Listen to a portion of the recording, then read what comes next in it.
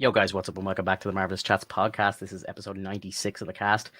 Tonight on the cast, we have myself, Finto, and Alex, aka Zebro. We got a very special guest, Mr. Max Luthor. He's probably one of the biggest Spider-Man fans that I know, so it's no shock that he's come here to give us his input on the movie. We're going to be talking about the new Into the Spider-Verse movie tonight. If it's brand new, so if you haven't seen it before, I'm just going to give a little spoiler warning right now. And maybe come back and check out the replay after you've seen the movie. But spoiler alert to anybody who hasn't seen it yet. So without further ado, guys, let's bring him in. Yo. Hey, what's going on? Hello. How are we? Max, welcome. It's been a while.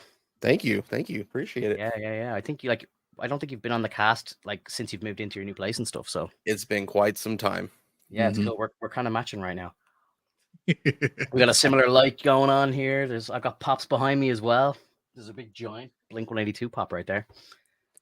I got the wall. I got the wall of Funkos behind me. Yeah, guys. Before we kind of get into the madness, because I feel like this is going to be a long conversation. How was the week? How was everything? Well, it was pretty good. Yeah. Just finished my work week. I'm no longer working a second job, so my schedule opens up a little bit. So just talking to Alex today, I was like, I figured there'd be a good time for me to hop back in than today, the big discussion. Yeah, it's a pleasure to have you. It's a pleasure to have you. Thank you for having me. Hopefully we can get you more in the future. I'm hoping for many more. That's the plan. Hell yeah. Let's do the usual round table, see what's going on. Give us an out of 10 for this movie, first of all. Max, talk to me, brother. Like an 11 out of 10. Like I think I thought the last one was the best Spider-Man movie ever made, but no, this one takes the cake, hands down. Yeah, I'm in agreement. I've been thinking about it, and I said to myself when I walked out of that movie, I was like, was that better than the first one? I was like, yeah, I think it was. I need to see it again. But I think it actually beats Into the Spider-Verse, the first one, which I didn't think was going to be possible. I genuinely didn't. I thought the same thing. I was like, it's going to take a lot to top that. Yeah. And I was seeing some of the initial reviews and people saying how on earth do we have this movie? It doesn't even make any sense as to how this exists and so on. And I was just like, okay, I'm ready to go. And yeah, it was just. I felt every single emotion during this movie. I was fucking overjoyed. I was shocked. I was emotional. I everything. I felt it all. And it's very rare in Ireland that it happens. But even at the end of the movie, there was people clapping and stuff. People don't do that here. I've seen videos of screenings in America and stuff like that. People are screaming and throwing popcorn all over the place and all. And I was just like. In Ireland, it's everyone just sits there and shuts up and watches the movie, and when it's over, everybody just leaves. There's no clapping, there's no cheering, there's none of this. And I think back to No Way Home, when Andrew showed up, I was the only one that kind of let out a bit of a scream, and people were looking at me like I was a fucking idiot. So I was just no. For times like that, I was I wish I lived in the States, because I would have just been out of my seat, going mad, because that was just something that we all knew was coming, but it was just so amazing to see. Alex, talk to me. Out of 10, first of all. Dude, so the first time I watched it, I gave it maybe a 9 out of 10. The second time I watched it, I was like, no, that was perfect. I had no issues with the movie whatsoever. I'm like, that's a perfect 10 out of 10. It's one of the best movies I've ever seen in such a long time. And honestly, man, every time I think about it now, it's we're not in a superhero fatigue at all. It's just that we needed a better movie. And this proved it. Absolutely. And I was shaking my head during the movie, just kind of Sony fucking Pictures Animated. They just get it. They have that free reign to just do what needs to be done. And it's just blatant. It's evident. This is just how you make a movie. And I just don't understand how Sony can go from making that to making Venom. It just doesn't make any sense. It doesn't how are the same studio doing this? How are they putting out Andrew's second Spider-Man movie, which, take Andrew out of the movie because he was fantastic, but the rest of the movie was dog shit. You know what I mean? Outside of Andrew. And it's how are they putting that out and then doing this? It's just very blatant to me that there's, boardrooms and people in black suits just interrupting with the creative process with live action stuff, and it's just like this just solidifies that for me. You know, it's fucking ridiculous. It's absolutely ridiculous. Like I think it drives me crazy. It definitely has to be because of the box office for, I guess, for maybe the stakeholders or producers, because when it comes to live action, you have a lot of money riding on this. And so like you're like, we really need to go in this direction. I really need you guys to do this and whatnot. Whereas when it's animated, when it's like video games, when it's story driven, like, and it's just like beautifully designed, it's like, yeah, just have at it, guys. Like you let the story writers handle it. You let the animators take care of it. You let the designers like run it. And it's just, it's beautiful, man. Cause like, you know, a lot of people think like, oh, you know, live action has to be just the most spectacular thing ever. We have to like showcase everything possible, and we just cram it all full of crap. Yeah. When it comes to animation, yeah, you could cram all that crap, but like at the same time, like they're really polishing it and polishing it and polishing it until it's like just amazing. Like it's no longer crap. It's clean. It's like beautiful. I didn't think that the animation could get any better. Again, same thing. I didn't think Into the Spider-Verse could be beat. I thought we were at the kind of the pinnacle of that like media, you know. And like I even rewatched Into the Spider-Verse today. I actually picked it up on digital because it's gone off all the streaming services over here. And I was just like, oh, I want to watch it in 4K with the proper surround sound. So I was like, I'm going to go onto Apple and buy it. It only cost me like €5. I was like, worth every cent. And there's loads of bonus stuff that I can watch later because like I haven't seen any of the bonus stuff for it. But like again, I was watching that movie and I'm just like, this is fantastic. I love it. Like I'm like, wow, can't believe it. And just sitting watching that movie, I went to see it last night, and it was just it blew my mind. Like I couldn't get over how real some of it looked. Like even like some of the scenes where like, you know, where Miles is on the rooftop and he's talking to his parents, he's having that argument, like like his mother's face, it looked kind of real. Like her lips looked real, and like it's amazing. Like honestly, like it blows my mind at how good this is. And like even the third one, unless they've made them kind of back to back, I don't know. I presume the third one's going to get even better again. And yeah, it's just I don't know, and I just don't know how they do this. Like, and I'm looking on IMDb here, just when we're talking about money and box office and stuff like that. In 2 days, it already took in globally what it took to make it, plus like 78 million on top. So it's already made its money plus that. You know, so it's like it's there's, you know, it's about 150 million. Now, I think a lot of the MCU projects, the live action stuff is costing around 200 million to make. So the live action stuff isn't actually that far ahead now. So, you know, I think we're kind of getting to a point where the MCU, or like Disney anyway, they need to kind of maybe relinquish a bit more control back to Feige and let him kind of get back in the driver's seat, because, you know, this, as I say, this is just evident to the fact that when you let the creative minds do what they got to do, it just shines. It shines so fucking bright. Like honestly, like I've never been a massive like Gwen fan, but like I'm watching the intro to this movie, like the first, like, is it like the first 20 minutes or so? It felt like about 20-30 minutes. We were just focused on Gwen and her story, and I was just like, I could watch a whole movie of this. This is just fucking brilliant. Like it made me want a Gwen movie so bad. Yeah, yeah. Like I feel like I walked out of that movie like a Gwen fan. I feel like I'm like, when I'm playing Fortnite, I'm gonna just play as Gwen now. Like, you know, it's like I feel like I'm a Gwen fan now, you know.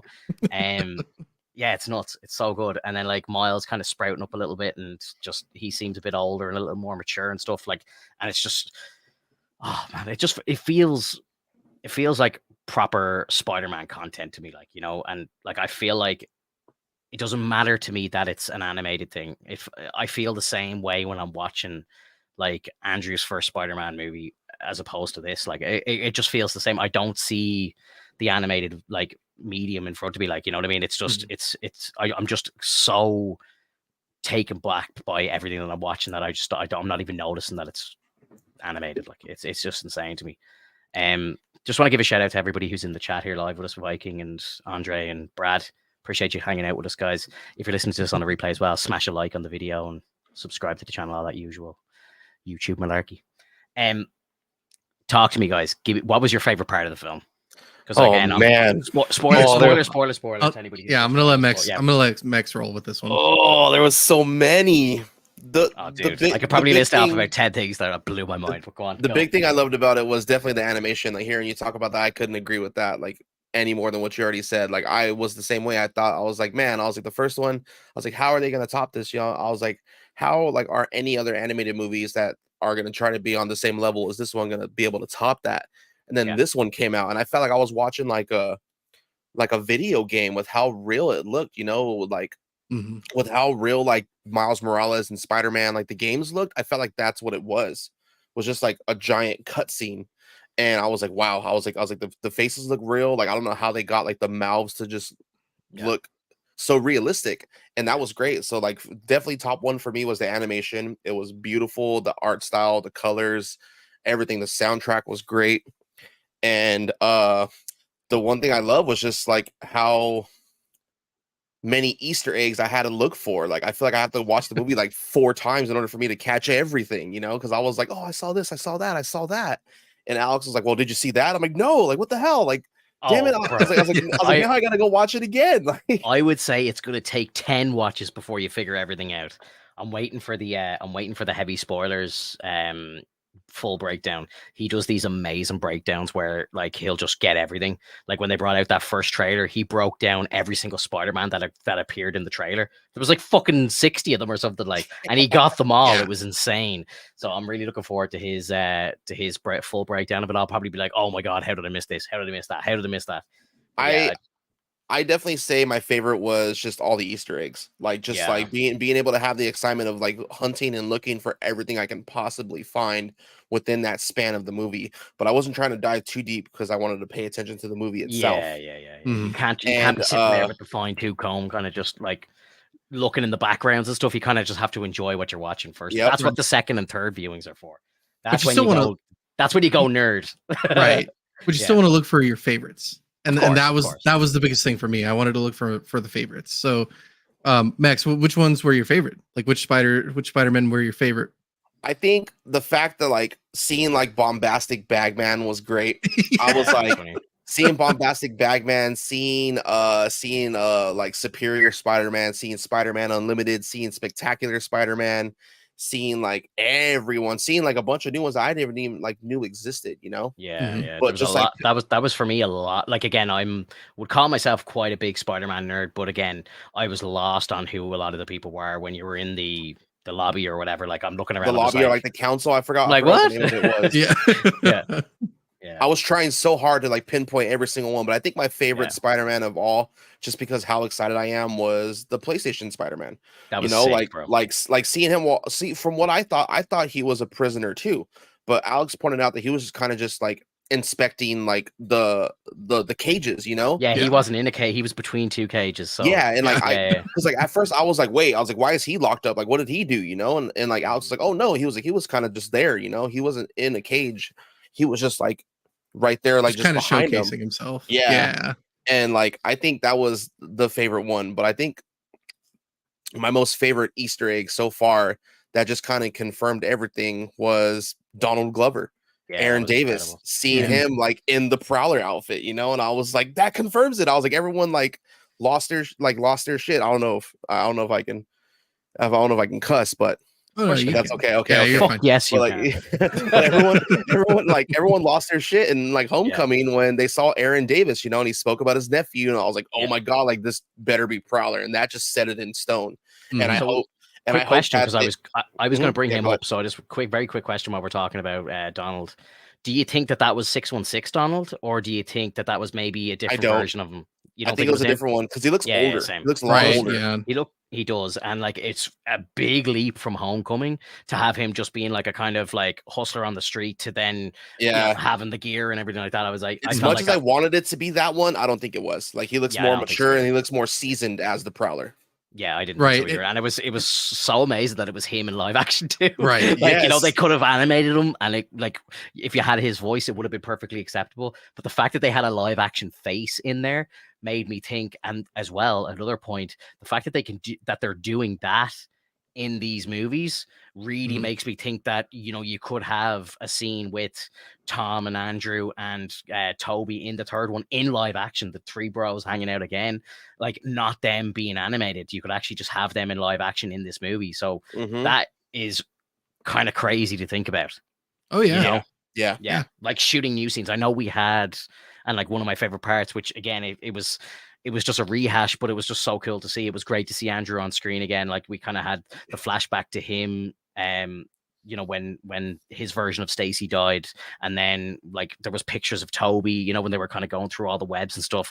There was pictures of Toby with his MJ and stuff like that. Like, and that was amazing to see, just to kind of tie it all together and get the little flashbacks. But I really think, like, you know, with the fact that we had like live action scenes recorded with Donald, you could definitely get live action scenes with Andrew with Toby going forward. Like, I think that will happen in the third one. I'd be shocked. Yeah. Well, it's a rough take, because when you think about it, like animation, it is expensive. Live action, it's also expensive because you have to get the actors. So we're gonna see how much of a budget they get now, considering that.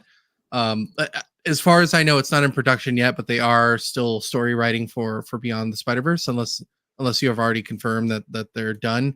But other than that, like, I haven't heard anything about production yet. So it's going to be a really interesting take. Like, how much are they going to take out from the bits and pieces that we've seen from Across the Spider-Verse? Because if you notice, like, a lot of those takes are already pre-done. Like, there were a lot of sound bites from J. Jonah Jameson that were put into, like, even the Lego verse with Spider-Man, because you heard like that give me pictures of Spider-Man, you know, whatnot. Oh, so good, dude. And it's amazing. And I love the animation of that. And so, like, one of the things that I really loved about the show too is the fact that, like, they were able to splice it just like we just mentioned. It's so good that they can splice it like that. Like, I don't know if you've ever seen Who Framed Roger Rabbit. Oh yeah. That stuff was awesome. Like, it was fun to watch that. It wasn't like the best movie, but it was a cult classic. It was it was awesome. Do you know the scene in that movie? I watched that when I was very young, maybe a little too young, because again, my parents probably thought it was a kids movie, but it wasn't really a kids movie. But the bit where he's getting run over with like the steamroller thing, and like his eyes pop out of his head. Like, I remember being like maybe 6 watching that, and I was just like, it fucking gave me nightmares. Like, I was like, it freaked me out. The eyeball things, the eyeball part, like when he's like. He's like, oh yeah, I'm a tune as well. Yeah. Does he fall into the acid and he's like screaming and all? Like, honestly, that is seared into my brain forever. Like, that was a traumatic experience. Oh, with the shoe, right? Where he's put the shoe in the acid? No, when he falls in at the very end, and he's like, I'm melting and all, and like his face just like falls apart and all. I saw that as a child, and I was like, Mom, you know, I was like, what the fuck am I watching here? Well, like the line, he was like, when I killed your parents, I talked just like this. Oh my God, you're gonna give me nightmares tonight, bro. Stop. I haven't watched that movie again as an adult. I need to watch it as an adult, just to be like, realize how stupid I was as a child. You know, because like E.T. used to scare me when I was like very young. You know, dude, it's an alien. But you know the bit where he's hiding in the kid's room and like he's in between all the toys and he does the mad scream and all. Like, that used to freak me out. I remember I ran and hid behind a couch when I watched it for the first time. Oh, I get it. I totally get it. Yeah. So Andre asked a question here. It's like, how pumped are we to see Miles with Peter in live action in Spidey 4? Or I don't know if that's actually going to happen. I personally think it's still a bit too early. You know, I think perhaps the next Spider-Man movie with Holland should be just him kind of getting the bearings of living alone and all this sort of thing, and maybe doing some street level shit against Fisk, and like, you know, maybe he meets up with like Daredevil and Punisher and that sort of thing, like keep it street level.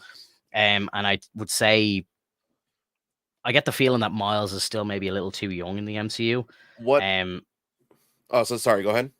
I was just going to say as well, I saw this clip there the other day. I think I posted it in the Discord, but there was actually at the end of No Way Home, if you listen to it, I think in Portuguese or something, there's like, you can actually hear in the subtitles, in the English subtitles, when he's moving into the apartment at the end of the movie, you can actually hear Miles's mother saying like, oh, time to go to bed, Miles, and all. Like, it's you can't really hear it. It's kind of muffled, but they actually translated it in the Portuguese version of the movie. So that kind of gives a hint that Miles is actually going to be a neighbor of Peter. which is kind of fucking crazy. So I wouldn't be surprised if we actually saw a very young Miles in the next movie.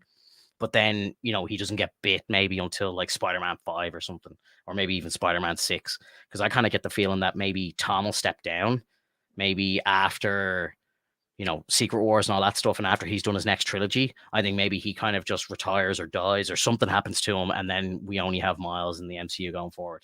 Because Miles is blowing up. Miles is getting like so popular. Like I've seen some crazy shit on Twitter today, people talking about like, you know, Miles is like going to be the only Spider-Man going forward. Peter's irrelevant and all this stuff. And I'm just like, here, calm the fuck down, everyone. Like, you know, calm down. Like I was like, he's epic, but come on. Like, and it's like, you know, I was having not an argument, but a conversation with somebody online about it today. And they were kind of like, you know, well, like if you look at like all the stuff that's coming out with Peter in the comics, it's not that great at the moment. Whereas all the Miles stuff is like really hyped up and really, really good. It's like, you know, if they don't like, you know, if they don't kind of revitalize Peter a bit, he's going to get lost and Miles is going to take over. And I'm honestly like thinking about it, I don't really care. Like as long as we get good Spider-Man content, I don't really mind which Spider-Man it is. Obviously, I love Peter. Like, you know, he's the Spider-Man I grew up with, but I wouldn't be mad if there was a trilogy of Miles movies that came out. Like, why not? Like, and then maybe Sony do another Spider-Man trilogy after that. Like, I'd be sad to see Tom Holland go because it's a connective universe. You know what I mean? But maybe he just like retires or goes and gets married to MJ and fucks off for a little while and leaves New York to Miles. And then maybe that leaves the door open for him to come back years later or something like that. I don't know. I mean, if you think about it though, like it's fine considering that in comics, when people die or they are quote unquote dead, they move on to a different character who takes up the mantle itself. And that's always a good feeling, to be completely honest, because when you give Peter Parker some time to himself and let someone else take the helm, like Miles, you get a sense that like, okay, so the mantle of Spider-Man is the most important part. It's not so much the character itself, but because Peter's so iconic, I highly doubt that we're going to push aside Peter for Miles. I think it's going to be more so we're going to give Miles a spotlight, and then we're going to give Peter time to rest, and then we're going to bring him back in later. Because eventually he has to come back. You know, we need it's just like Iron Man. Like we're all hoping that one day we're going to see Iron Man again. And I know we saw him die in Endgame, but like we're totally going to see him. We're going to get him eventually. I think we'll get multiple versions of him. I don't know if we'll get RDJ. Yeah, like I think we're gonna. Like rumor has it that, you know, Tom Cruise did actually shoot shit that was cut from Multiverse of Madness, and that they will actually be bringing him into it at some point, probably Secret Wars. So that will happen, and then I think RDJ is going to make a comeback for that movie as well. So I think we'll get the Iron Man that we know, and then we'll get another one, kind of like what they did with Reed with John Krasinski. Like I think there'll be like another version of Iron Man as well, which will be Tom Cruise. Okay, well, but for that's like, great. You know, couple of line, like very short appearance, like, you know, kind of same. Which to me is like such a bullshit kind of take. I know those actors cost a lot, but still, man, like those are iconic characters. Those are iconic faces. And when you see an actor like that, it is somewhat hard every now and then to be like, oh, that's Iron Man, when it's more so like, oh, that's Tom Cruise. You know, it's tough. It's tough to get out of that. But at the same time, like if they're able to really convey that they are Iron Man, then I'm all for it. I would love for them to have as much screen time as possible, and don't make it too much of a joke. Because if you noticed in Across the Spider-Verse, like although you see all these spider people, like they all have lines in some sort of way, and they all still maintain their visibility until that point where Miles has to take off. Yeah. So like they show the importance. Every single spider person in that society is important. You know, that's why you see like behind me, like you see all these different spider people, like, you know, they make a mural for them. You see the one that's like the main one with the Hindi one. Yeah. You know, you see the Miles behind me, actually. I think he's like underneath. Then you got like Miguel, you have Ben Reilly, you have, you know, all these different kinds of Spider-Man. And that's what I really loved about the movie, was the fact that they gave screen time to characters that you haven't even heard of. Talk to me about Ben Reilly. What did we think? Because I've seen this as a bit of a debate on Twitter. Did you like it? I know you're a big Reilly fan, aren't you, Max? Yeah, I actually wore my Ben Reilly sweater to go watch the movie today. Oh, yeah.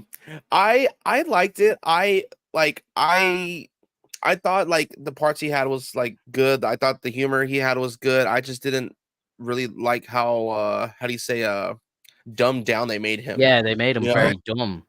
Like kind of he, like kind of just like a like a meathead. You know, like yeah. oh I'm so buff. Look at my Yeah, muscles. You he's just know, like flexing in the background during scene. I was yeah. watching him during some of the Miguel scenes, and like he's just like sitting there, just like flexing it all. I thought that was Yeah, funny. because I was like, is he like that? the origin of Ben Riley, you know, he was a clone of Peter Yeah, Parker, you yeah, know, yeah, who ended up like taking over the mantle for quite some time, and then ended up just becoming Spider-Man himself.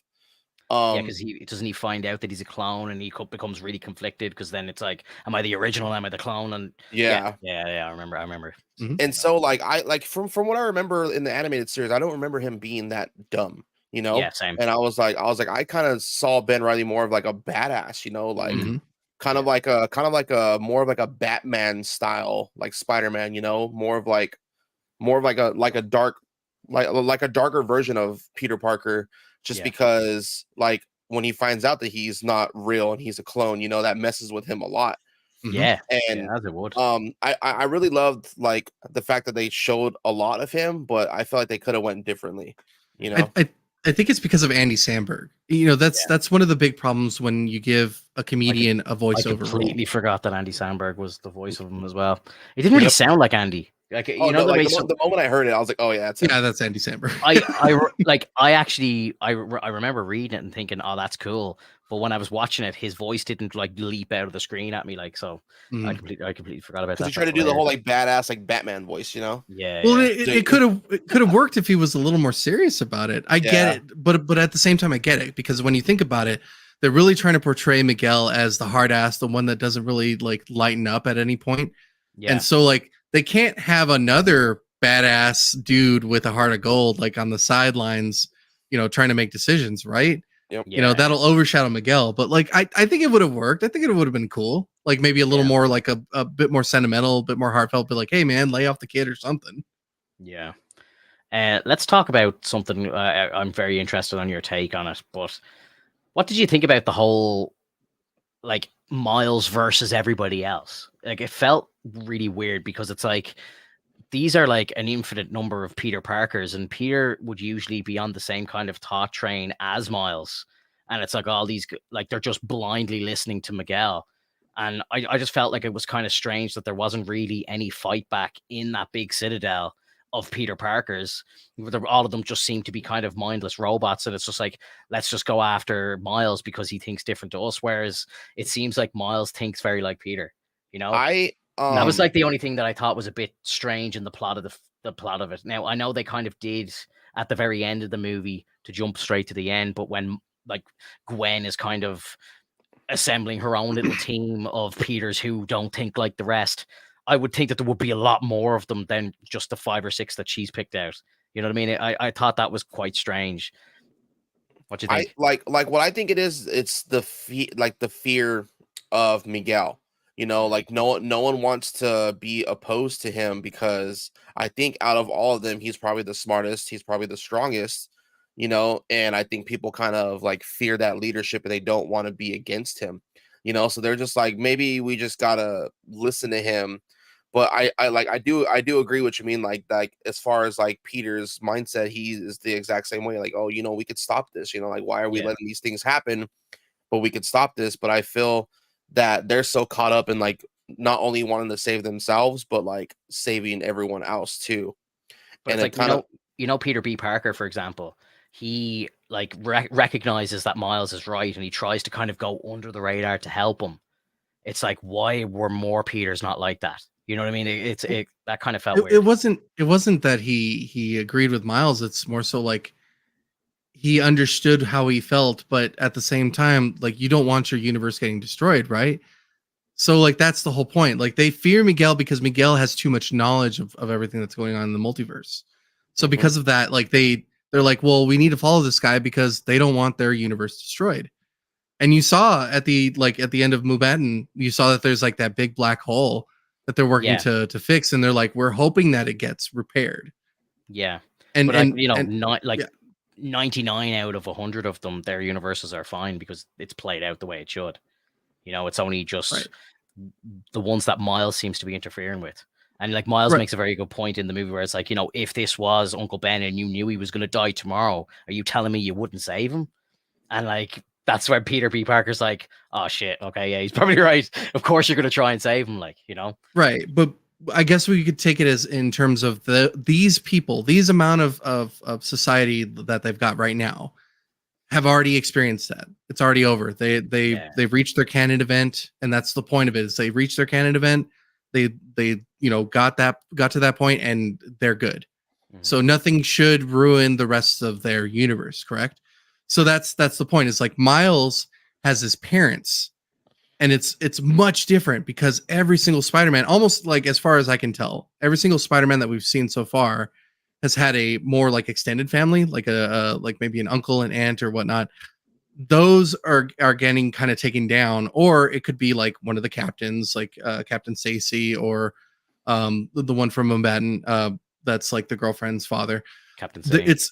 It's an indirect death that causes Spider-Man to be who he really is, or to learn the idea behind like, you know, being powerful and learning when to make an option, or like choose what you think is best for that situation.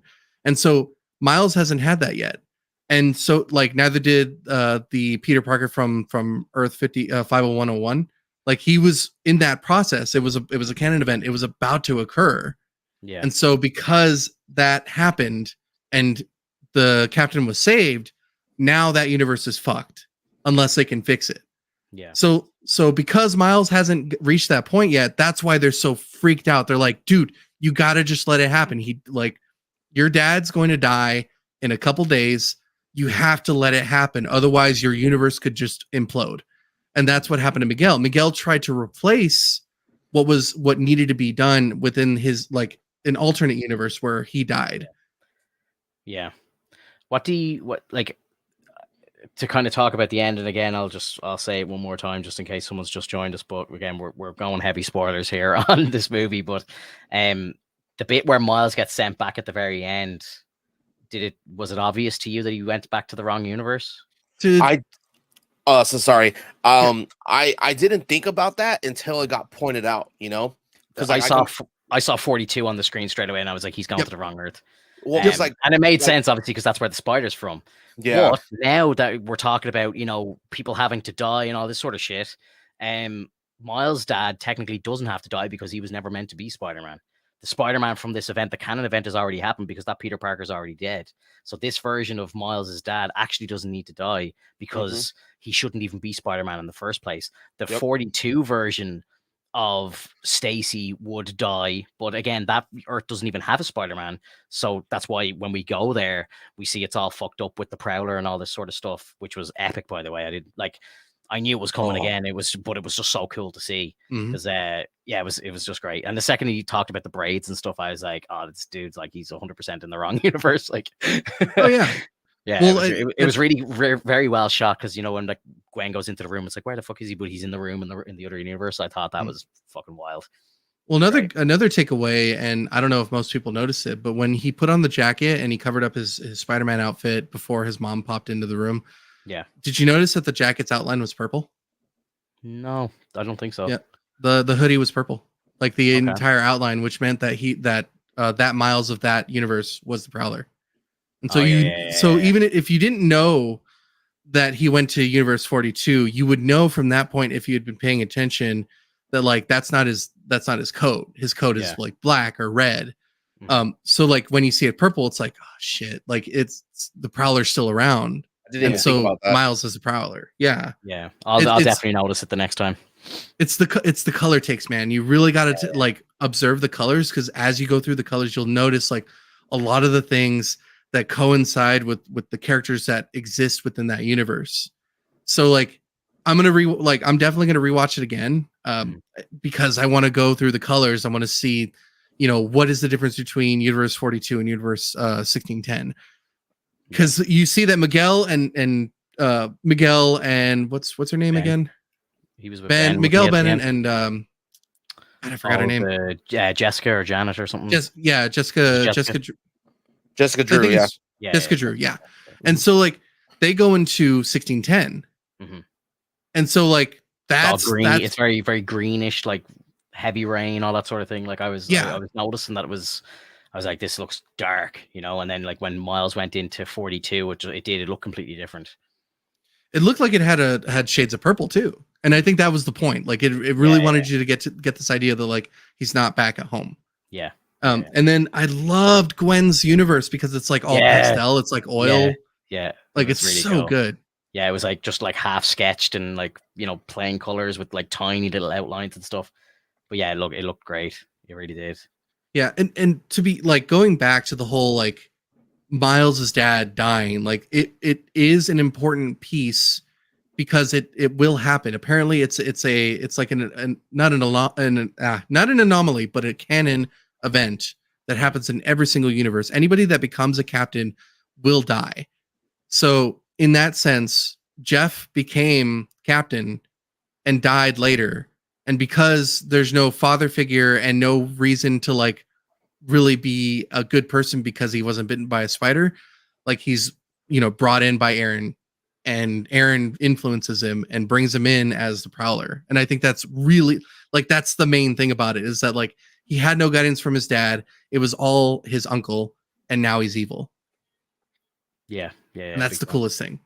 Yeah, I loved the mirror of like, you know, the portrait to Jeff on the wall instead of to Aaron at the end. Like, yeah, it was really cool.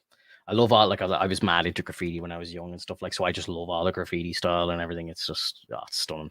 It was very cool. Yeah. It's beautiful. Trying to think. So okay, I have a question for you, Vinto. Go for it. So in terms of this movie, we saw a multitude of universes that are available. We saw a multitude of Spider-Man. We saw a multitude of Spider-Women. We saw every single type of like person in the society of Spider people. Yeah. So with that, Mex and I both agree that showing this and being able to show this to an audience is why the multiverse is such a wonderful tool to have so many stories within the world of Marvel. So I know that in the past you've said that you want the multiversal war to happen as soon as possible, and then we get a full reboot. So why is it that when we get the Spider-Verse and it's so beautiful and it's so well done and we get to see so many different like takes on things, why do you want the MCU to die? Why do you want it to just go back to square one when it's clearly so expansive? I saw someone bring this point up and it actually makes a lot of sense, but you know, the way in the Spider-Verse, when they go into a different multiverse or into a different universe, they start glitching. That doesn't happen in the MCU. So I don't think that these are like I think the Spider-Verse might be different to the multiverse, if that makes sense, because there's no glitching. So like when we saw like Strange going into different universes, like he wasn't glitching. He wasn't like falling apart or like, you know, dying, like, you know, the way when they do into the Spider-Verse, the version of Doc, the female version of Doc Ock, like gets a sample off Peter, and she's like, your cells are degenerating, you're literally erasing from existence, and that doesn't seem to happen in the MCU. So I don't know if that's something that needs to be explained, or it's something that maybe they just haven't taken into consideration. Maybe Sony are just doing things differently. But I think that maybe, you know, the whole kind of Madam Web thing, and, you know, she has like her own kind of view of the universe. Maybe it's a different multiverse or something. It doesn't seem like they're the same multiverse. And I understand that there's like, we're seeing like, I suppose until I see MCU characters in the Spider-Verse, that's when you can confirm that it's actually the same thing. Well, we technically did. Who did we see? We saw Aaron Davis as the Prowler. Is that the MCU Prowler? That's what, again, I don't think it was. If it's live action, it's MCU. I don't think so. If it's live action, it's MCU. I'm taking it as that. I don't think so. Again, back to the conversation we had at the start of the podcast, like, he just seemed like he was too far into the Prowler story to be the Prowler that we meet in Homecoming. Right, but it's still a branching path. If we saw a live action version of Tom Holland in this movie, I would be very confused then, because it seems like they're using different rules. You know, like in the Spider-Verse, you've got the glitching, and they have to wear the wristband so that they don't glitch out in the wrong universe. Whereas we don't see any of that in any of the live action stuff. Right, but we do have feed from the Amazing Spider-Man, and we have Tobey Maguire Spider-Man. I understand the reason why they don't do Tom Holland's is because they don't want to pay. The more they put into like full on MCU stuff, that's when it starts to kind of really take a toll. And so Tom Holland is probably expensive at this point because he's very popular right now. Oh yeah. So we have like runbacks, we have like rewinds or like reviews, basically like videos of what actually occurred with the death of Ben, and we saw with Toby's, we saw with Andrew's. And yes, I'm pretty sure though, if in the agreement with Sony and the MCU to actually use the character of Spider-Man, like I think in the contracts they have that they can just take Tom whenever they want and use him wherever they want, and they haven't used him yet, which I find to be interesting. All they did was mention him in the very beginning. I remember that when he was like, I'm not going to talk about. Yeah, he's like, I'm not going to talk about the whole thing with Strange and the Nerd. Yeah. I didn't even think about as well. We not even seeing MCU Spidey. We did see him in Venom 2, which is technically the Sony verse. So, but again, we haven't seen him in the Spider-Verse yet. I feel like we will in the next one. I think. Yeah, so. It could also be a story that they want to tell later. Yeah, I'm looking for the explanation as to why in the MCU then, if it is all one universe, why they're not glitching out, and why it's referred to as a different number universe in Sony, whereas it's 616. And again, I rewatched Into the Spider-Verse today, and you know when Fisk is opening the portal for the first time, it shows 5 universes on the map, and 616 is one of them. So one of the Spider-Men that come from the multiverse in that movie is the 616 version, which Sony are telling us isn't the MCU because that's 1999-99. Right, because that live action movie version explains that there's Earth 616, but that doesn't mean that's necessarily part of that type of universe. Like we're basically in an animated universe that knows that there's multiple, like a multiverse. So like being in the MCU universe, which is 1999, that one knows that there's live action 616 and 838 and whatnot, because those are live action. So you have to kind of take it with a grain of salt, man. Like you can't you have to really thread it as best as possible, because that is the entire idea of the multiverse. There's infinite possibilities. And when they mention Strange and they mention Spider-Man from that Earth, like that to me is a confirmation that they have messed with that Earth. Like it, and it's fine. It's within its canon. And the reason why they don't do the glitching part is probably because maybe it's trademarked by Sony. Maybe it's something that's something that you can't put in the MCU because that's a Sony product. Yeah, but I think Tom Holland's like character maybe should have started, or did he didn't even travel. Sorry, I'm thinking of like Toby and Andrew then technically should have started glitching when they came into the MCU. Right, but again, I'm saying like it's a product of Sony that doesn't want to be connected to the live action MCU. But like Sony pretty much, I think, are the majority of like No Way Home, for example. Like they have the right, but because they have everything. Because they have to collaborate with Marvel, especially when they have to do like anything that involves Strange, anything that involves characters from the MCU. Now you're half and half. You're no longer given the right to just straight up go like, oh, they're gonna glitch. Also, I would say the money to do that for a live action character is probably fucking bonkers. Yeah, like I don't want some shitty CG where they just like kind of flicker. Like I don't need them looking like little light bulbs that are about to die out. Yeah. I don't know. I just think if it is truly just, if it is truly all connected, I just think they need it to run a little smoother. Like it might over time. Maybe they're touching the waters with this. Perhaps. It's just the whole glitching thing has been such an important part of the Spider-Verse, but not even mentioned in the multiverse of the MCU. Right, but why do they need it? So, like, explain that to me. Why do they need it? What do you mean? Why do they need it? Why do they need it in the live action?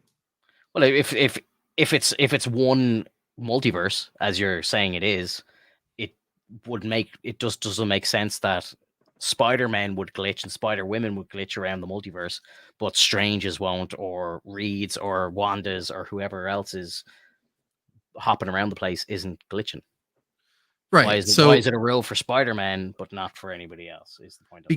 Because in the MCU they have incursions, which they've already explained. The worlds collide, you have an incursion, and then everything blows up, essentially.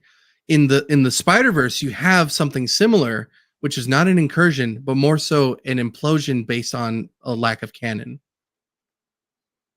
That just kind of solidifies to me again that they're not connected. Then, if it's different rules for different things, like, but it's animated.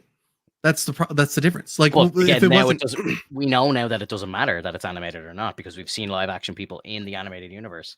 So, but we've also had we've also had the ink blotches in the live action. Like when you check out Multiverse of Madness, we've seen what happens when worlds start to disintegrate on their own. It turns into black mass. Like we've seen it in the animated and like MCU stuff. Like it's a black mass. It's still connected in some way. It's just not completely connected because they probably don't want to use the same material across the entire situation. Probably based on the fact that like that's Sony's baby. Like MCU's is the incursions. Sony's is the like canon.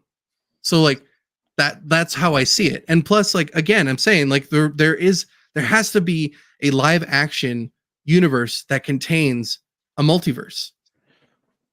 And that's how I see it. I see it as just one big multiverse and it's all just in the one place. That's the way it should be. But that's how you but it's a tree, man. You have branches and those branches have branches. Exactly. But that's how we go from like animated to live action to Lego to all sorts of shit like we've seen. Right. Yeah. So who's to say that Lego animation doesn't have its own branch where like live action shit just gets involved? Like it can go, it's infinite, man. Like it can go anywhere. And that's what I love about that. Like it can go anywhere. So do you think the same events are happening? They are incursions, but they're just being referred to in different ways? Yeah, I would say so. I feel like just for the sake of like the licensing and all that stuff, they can't call them incursions just yet. But I feel like with the next movie, with how well it's done box office wise, I feel like they're gonna kind of tie everything in together now. Yes, because exactly. I feel like they just gave us a small little snippet of it with us seeing Toby and us seeing Andrew. But I feel like with the next one, they're gonna be like, oh yeah, like this was all like together, but we just couldn't do it just yet, you know, just because they wanted to see like how it was like received from like the fan base and how well it done. So I feel like now like Marvel and Sony, like Feige and all them are gonna sit down and be like, all right, what's the game plan? Like this is what's gonna happen. Because from what I think, I don't think Miles is gonna be a young kid in the MCU. I feel like something's gonna pull this Miles that we have into the MCU, and he's gonna be like the live action already fully grown. Because when it comes to Secret Wars, Miles is a big part of that already. So we have Secret Wars coming up in the next 3-4 years. So yeah. I feel like stuff's gonna have to like kick it into high gear pretty quick. So this could be an opportunity for them to either just bring this Miles into live action, or they're gonna have like a new Miles already like in school. And I feel like MCU Peter's gonna be like a mentor to him, and he's gonna meet him in class or something. And I feel like with the new movie, Peter's gonna go to like school or like probably like pursue something different again and kind of get back into more like into his scientific roots.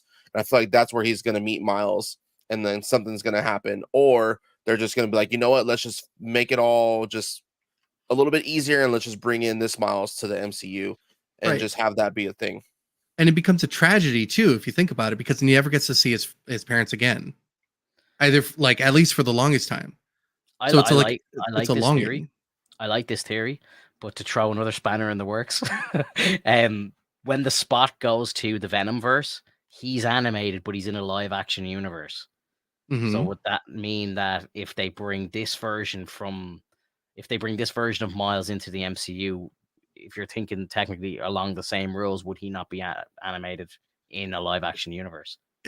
But that's going to interlock with everything. And like, I'm not saying that we have to use him excessively for like the live action works, but like at the very least, we keep him in Secret Wars so that he would be animated in Secret Wars interacting with live action characters. I think that'd be cool. Or would it be a thing where it's like we like people in 616 would view him as a live action version, like because that would be the version that I would. That's how I would make sense of it. It's like, you know, you're seeing it in an animated like lens, but then when like Tom Holland meets him for the first time, we know it's Miles that we've gone through the entire Spider-Verse with, but it's a live action version of it, and that's how Peter that's how like Tom sees him. But again, the Spot going to a live action universe as an animated character kind of just throws a spanner in the works. I mean, I feel like the reason he was able to do that is just because how powerful he really is now, with being able to handle like multiverses and not being able to glitch and stuff like that. I just think with how strong the Spot became, he can jump into any universe and kind of keep his shape, his form. Yeah. So that they'd have to, if they wanted to do that. I like the idea that you're talking about. I think they would need to really explain why he wouldn't be animated. Because it would be ridiculous if he was animated. Like that would just be outrageous. Like, I mean, you never know. Like they did it for Who Framed Roger Rabbit, and that was old school. That was old school CG, man. And they didn't do a bad job with that. And now we're in the modern times. We have Hulk. Explain Hulk then. No, but you know, I understand what you're saying, but talking about CGI'd like monsters and stuff like that, that's one thing. But bringing a cartoon into live action when that doesn't exist at all, and like having them stay there, that would be weird. You got to admit that would be weird. Right, but you could still do CG, but with like the pastel coloring. Like you can change like the design of it for that situation, or you can just instead of saying like it throws a wrench in it, you could say that like, I don't know, they're in that world, and that world just transforms everyone into the live action version because that's what they wish for. In terms of like the Beyonder, that's the rules of the Beyonder, basically. Yeah, I'm sure they'll comic book it and explain it somehow, if they are going to bring in Miles that way. It's just, it's Sony are doing some wild shit. That's not like, it's amazing to watch, but when you're trying to link it into the MCU, for me, I think a little too logically, obviously, about it, and I'm just like, this doesn't add up. Like I'm seeing plot holes here and there, like, and like even like down to the very end of Into the Spider-Verse, like where he like lies on the bed and then like Gwen appears, like, and then, you know, the way they redid it again then in Across the Spider-Verse.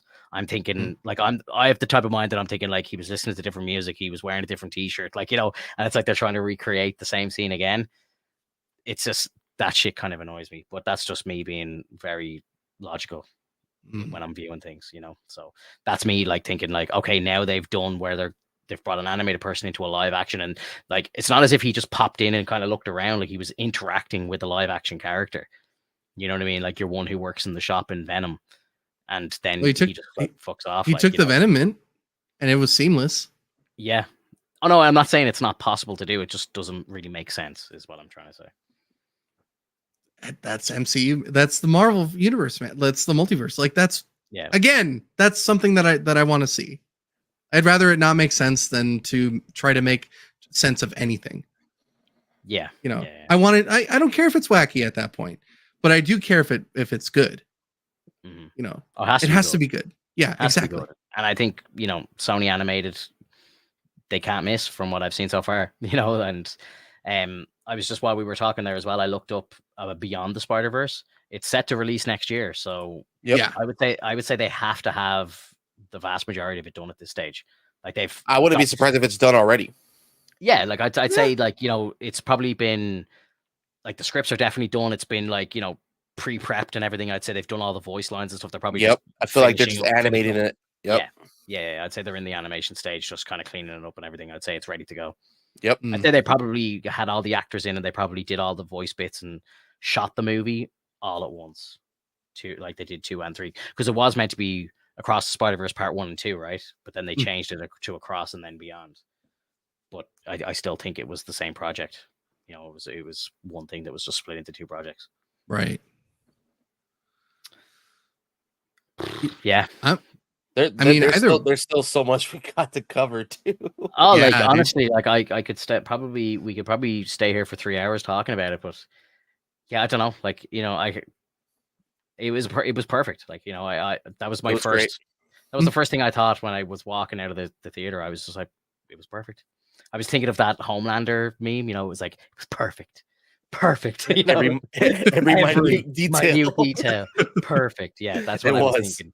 That's what I was thinking. Like, and I'm sure if you dig at it real deep, you could find a couple of bits wrong with it. But do you know what I mean? Like, it's like switch off the brain, enjoy what you're watching, and like that's what I always do. Like, I always kind of on the first watch, I'll try and switch off as much as I can, just enjoy what I'm being given, and then I'll kind of go into nerdy mode and break it down and all that sort of shit. So, but yeah, like first watch, fucking blown away, and I had to go see it on my own, which sucked because I booked the tickets like weeks ago and then didn't realize that my parents were going to be away, so we didn't have a babysitter for my daughter. So my missus had to stay home because we had no one to take care of the baby. So I was just like, fuck. And like I asked a couple of my friends to go with me, and they were just like, typically they're like, oh, the one time I can't go and blah blah blah. So I ended up having to go by myself.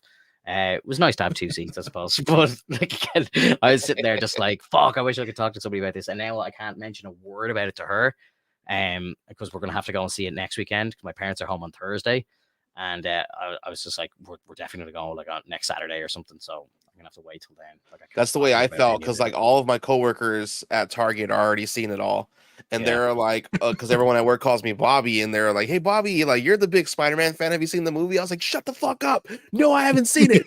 No. Did you only see it today? Yeah, I literally like just saw, well, because I had plans to see it today, so I was talking to Alex yesterday. He's like, hey, have you saw like the movie yet? I was like, oh no. I was like money's real tight, so I'm gonna try to watch it on my next paycheck. I was like, but I feel that the movie is gonna get spoiled for me, and it's kind of like inevitable at this point.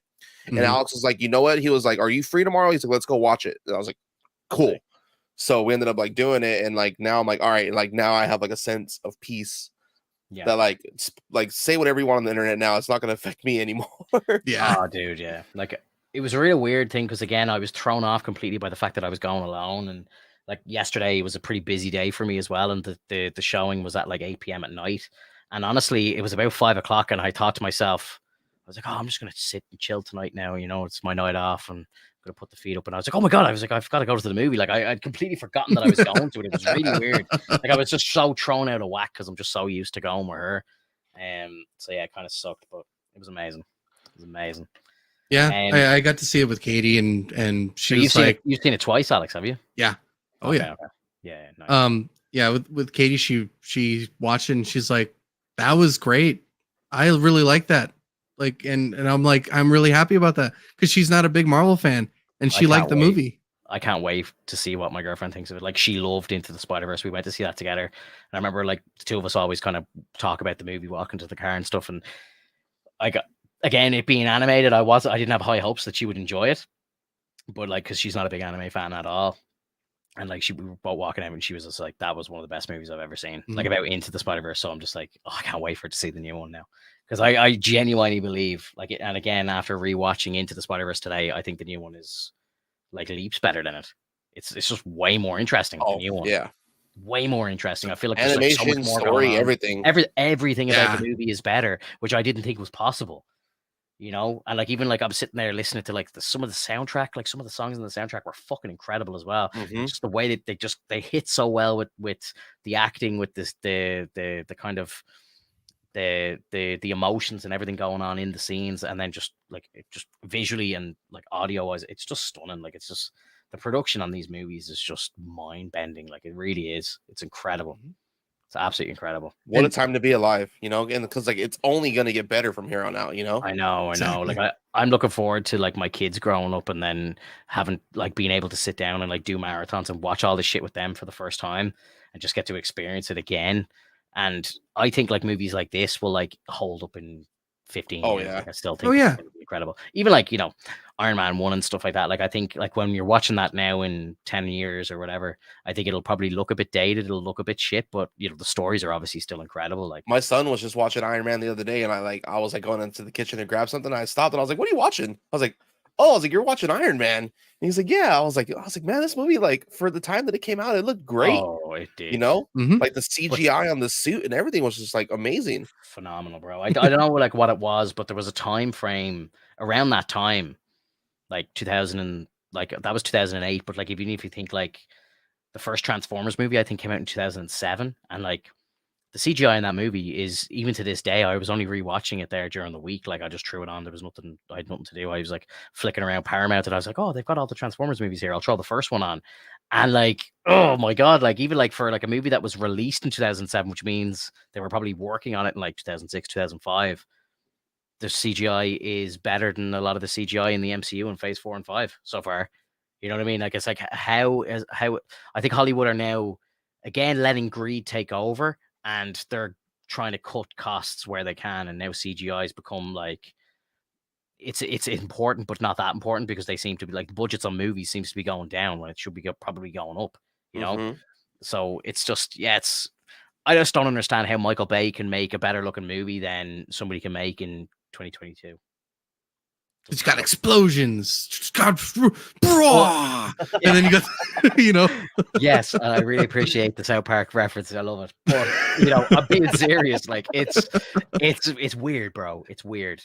You know, like how, because I remember like I was really fixated on that film when it first came out, because I was very interested in like how they were making the movie look like the way it did. Like I was working in a shop where we saw a lot of Apple, like MacBooks and stuff and iMacs, and I used to always like play like the HD trailers in the shop, and people used to be like looking at the trailer for Transformers, like just like blown away by it. Like I was selling Macs just from playing that trailer.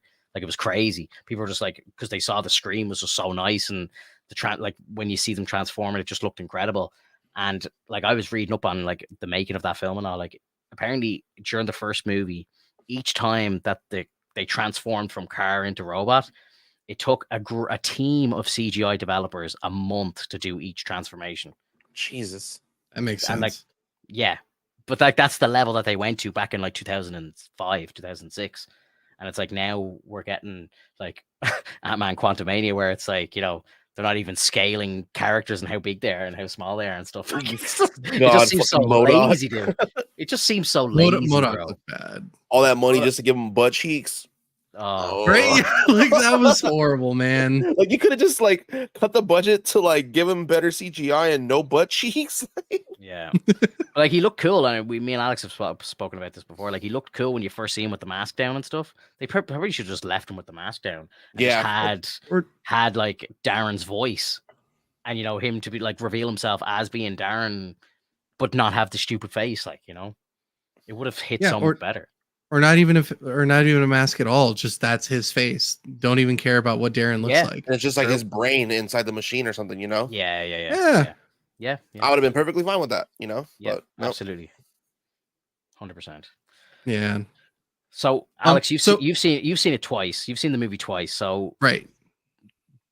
Tell me something that because I'm obviously forgetting some stuff. Because again, I've watched Into the Spider-Verse since, so I'm kind of a bit scrambled at the moment. But what have we forgotten to talk about?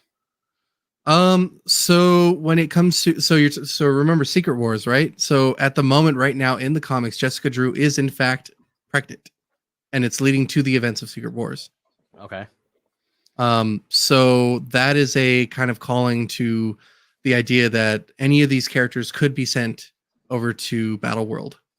So in the comics right now, again, I don't read Marvel comics, so I'm not really up to speed on what's happening in the universe right now. They're about to do another Secret Wars in the comics. Either that or I'm misinterpreting it as that was an event that occurred. But Jessica Drew was pregnant at the point where it's leading into Secret War. Because I know they've done 2 Secret Wars already in Marvel Comics. Are they actually doing a third, or is this a reference to Secret Wars 2 technically? Because I know they did it in like the 80s, and then they've done it in like 2015 or something. Right. I you know what? I have to do some more research on that. But I know, that's one thing I know for a fact is that Jessica Drew was pregnant, and that it's correlating. It correlates with the events of Secret Wars. Gotcha. Cool. Another thing, do you know any of the tidbits that were in the intro of the movie itself? What do you mean? So when you see the original part where Gwen is like banging on the drums, you'll see like these flashes of things that actually have already, like, apparently they're going to occur. So like the spoilers are already there from the intro. Gotcha, if you look closely, you'll see like a flash of Miles with the braids. Yeah.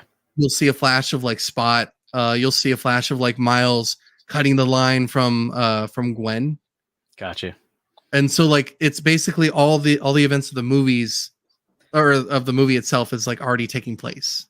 I'll be honest with you, I didn't pay much attention to it when I was watching it because I don't know, I was listening to the music and just kind of getting settled in, and I wasn't really like taking all that information in. I'd say on my second viewing now, I'll be watching it like a hawk. I definitely want to watch it again just so I can actually pay attention to every little detail and not just be so starstruck by what I'm watching. Exactly. Right. That's what I was in like my awe mode where it was just like, sitting there like a child, just taking it all in, I wasn't paying attention to Can we just talk about the origin story of the fucking Spot? I was not expecting that, but goddamn, it was great, dude. Bro, I laughed so hard today because, when he's explaining, he's like, you hit me with a bagel. I actually watched that happening into the Spider-Verse today. And when they're running out the door, Miles just turns around and skulls him with a bagel, and he falls over. And it makes it so much funnier now that you know that who he is. Like it was so funny because when he kept saying like, oh, he's like I'm your villain. Like you created me. He's like, you created me. Like let me tell you my origin story. And I looked at Alex. I was like, who the fuck is this guy? Yeah. And I was trying to sit and think. I was like, who is it? Then he was like, you hit me with a bagel. And I was like, oh my fucking god. It's the bagel guy. Like Jesus Christ. But yeah, it's interesting that he had such a part to play in Miles' story, obviously, because he was working on the Collider. He brought the Earth 42 spider into the universe. Mm-hmm. Obviously, then Miles fucking around doing graffiti in the subway. It brought it, like that's how it got to him. So yeah, it's interesting that the Spot went from obviously being a nobody to being such a critical part of this universe. Like 1610, right? Like the Spot is like he's like he's making like fucking focal points in 1610. Like it's crazy, right? Yeah, but it also shows how important it is to capture your villains, because if you let them run rampant, they just become like all powerful because they'll figure out something about themselves that can overpower Spider-Man. And that's the whole point. Like you don't want them brooding for too long. That's how the Sinister Six comes around, because then they're like, we can't kill him on our own. We need help. So like we need to collaborate. We hate each other, but let's collaborate, because as minds brood together, then things become even more chaotic. And so although the Spot seemed to have been a B-list villain or even a C-list, not knowing his potential and then realizing it midway, that's like the worst part of letting a villain go. And that's kind of like what happened with Ben. If you notice, like the thug that ran off and shot Ben, had Peter stopped him, he wouldn't have caused trouble to his family. Yeah. And so like it's a big theme of like you don't let villains go just because you think they're nobodies. Yeah, and that's what I loved about that scene was like it's the whole. What did he call him? He called him like a weekday. What was it again? A weekend or a weekday villain, or like a midweek villain. Midweek villain, yeah. Midweek villain, yeah. Like it's again, that's kind of a nod to like superhero TV where it's like every weekday it's like they're fighting somebody else. They're fighting thugs on the street. Stop filler fights. Like it's what they do in comics as well. Like like you can't Peter Parker can't be fighting Doc Ock every week, like in every issue. They have to make up all these villain of the week sort of shit. Like they always talk about it on like. That's why you have that little armadillo guy just got shit on. Yeah, because like he's probably done that multiple times. Yeah. So Finto, I know you and I have read at least a few of the comics for the 2021 version of Moon Knight. Do you remember the panel where they're like coming into the Midnight Mission and then you see Moon Knight come around and then there's fucking 8-Ball. Yeah.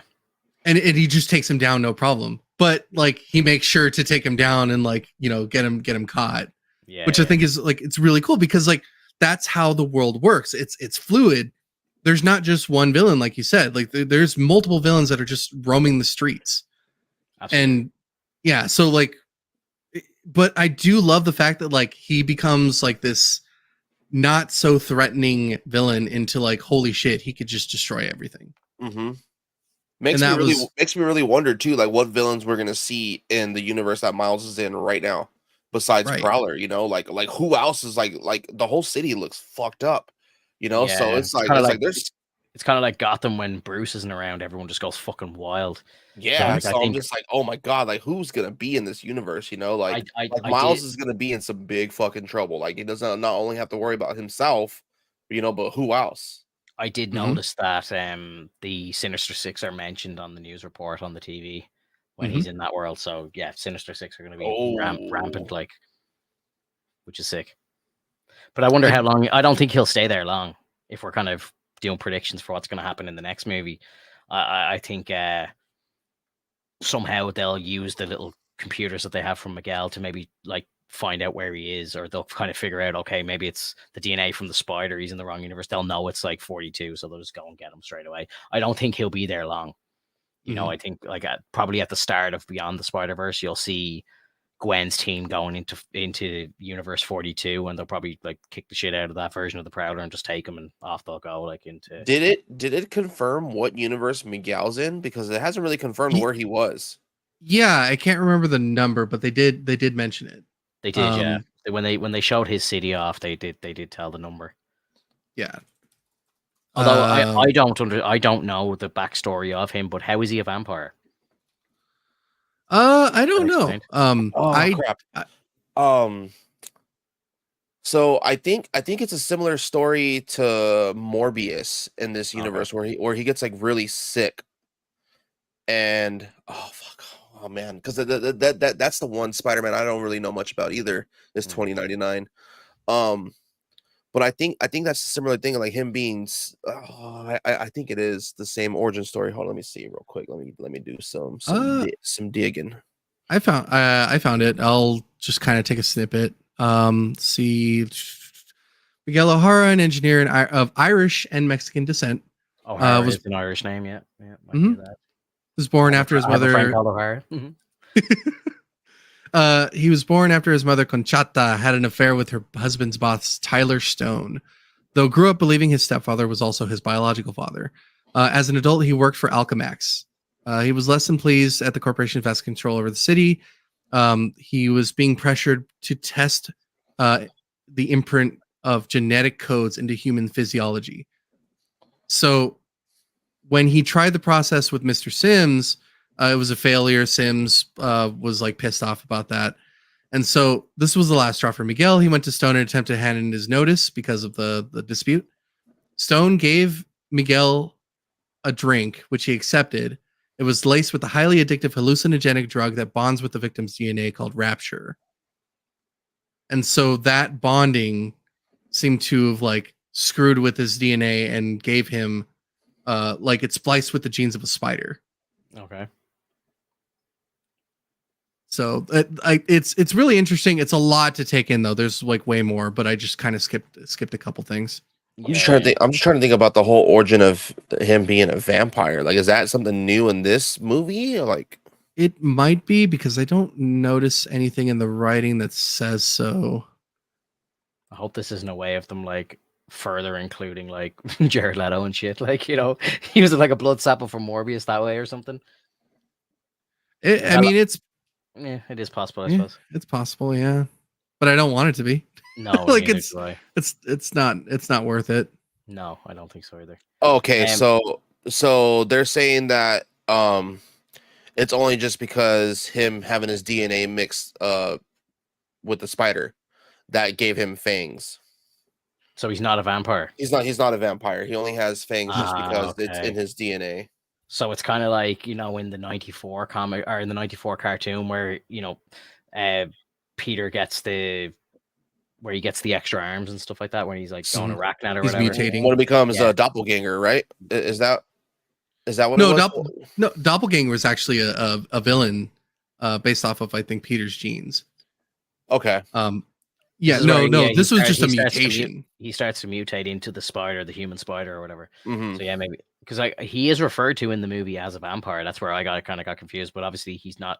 He doesn't refer to himself as a vampire, obviously. So he just has the fangs. I think people just assume he's a vampire because he has fangs. Yeah. Okay. And which makes me also think, like, was he trying to kill like Vulture then? Like, because like if he has fangs, does that mean he has like a venomous bite? Like if he likely, like if he was to bite someone, does that like kill them? Like, and that's what I was thinking because he was so close to like taking him out. Like before, I forgot who stopped him. It was a helicopter. Yeah. They like encroached upon him, like about to snap to his prey and whatnot. I think it's the spider DNA creating that like predator prey kind of situation. And so that's why he probably injects himself with whatever serum that he's using to maintain his like addiction. Because it's he's actually addicted to that like spider, like the spider genes. Yeah. In a sense.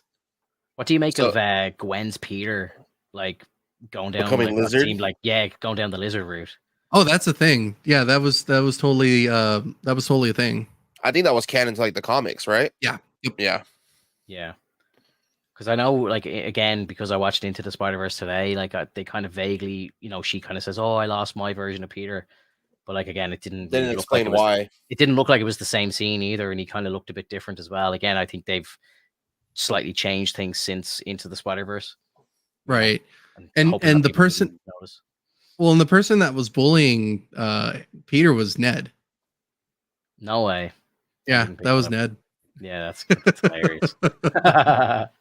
So the idea behind it's crazy, right? So the idea behind these different universes, like Finto, is the fact that like when you don't give Peter Spider-Man powers, basically like the spider powers, he becomes something completely different.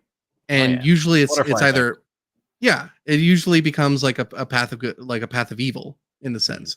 Because there's a comic series where Bruce Banner actually becomes Spider-Man and Peter becomes Hulk. Nice. But Peter is, because he's Hulk, he's fueled by rage, and therefore like the whole Ben situation like fucks him up way worse than it would, if he had been Spider-Man. True. So he just becomes defiant and he goes against Aunt May's words, and he's just no good. Yeah. I'm looking at your background, Alex, and I'm thinking, I don't remember seeing any symbiote Spider-Man in the movie. Did you notice any? There were a lot of black themed Spider-Man.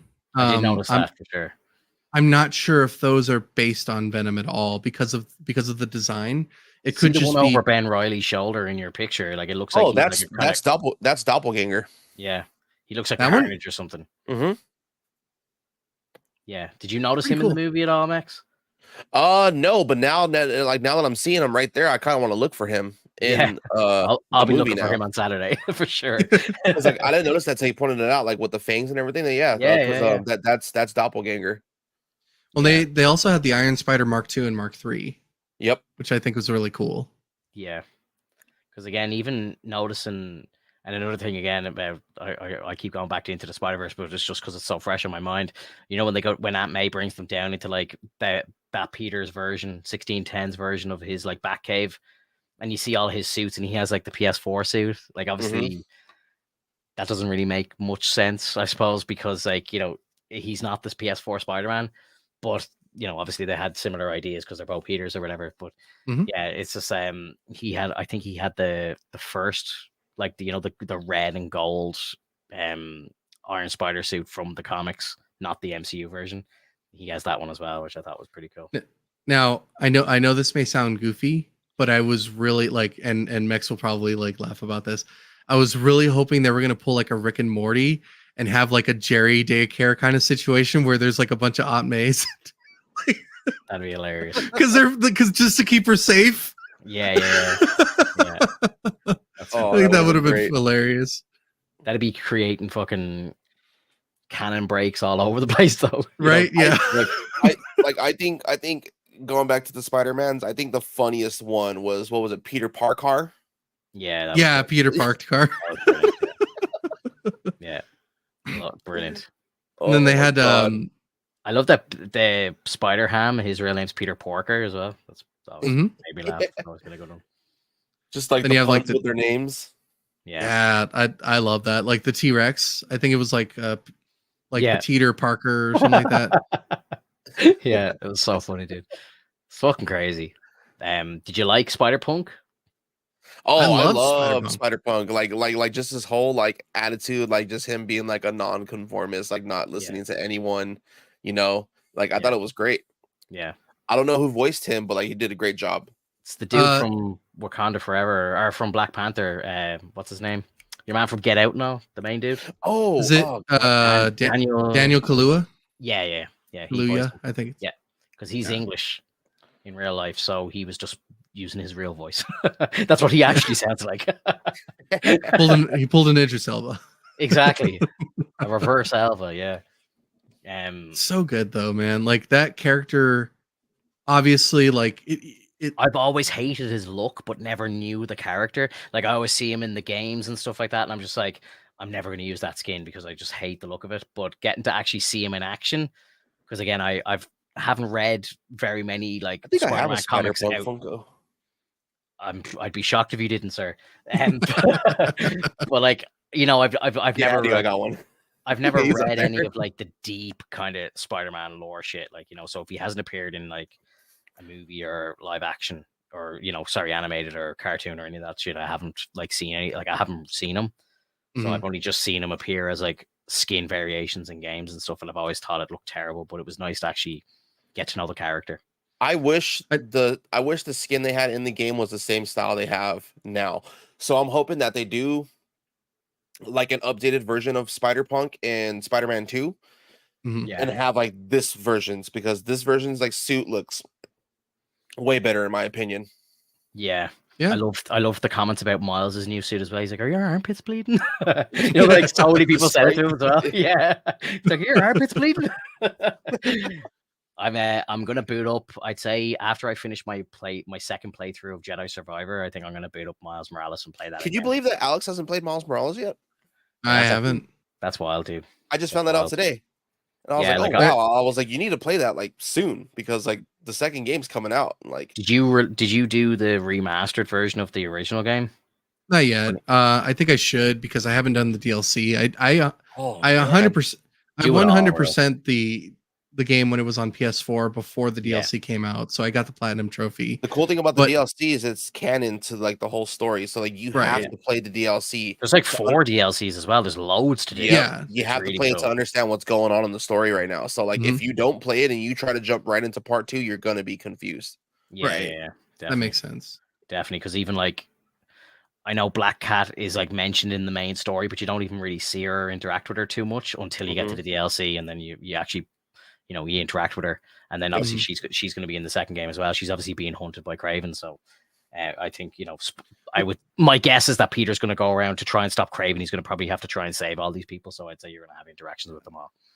Well, that's one thing I really like about Sony and Marvel right now in terms of like the game and the Spider-Verse movies, is that there's so much love put into these works, because when you play the first one, like, who the hell knows Tombstone? Probably a very short amount of people. But like the only thing I remember before cartoon, wasn't he? Yeah, he was in the animated series. Yeah, I saw him. That's where I would have seen him first. That was my bread and butter.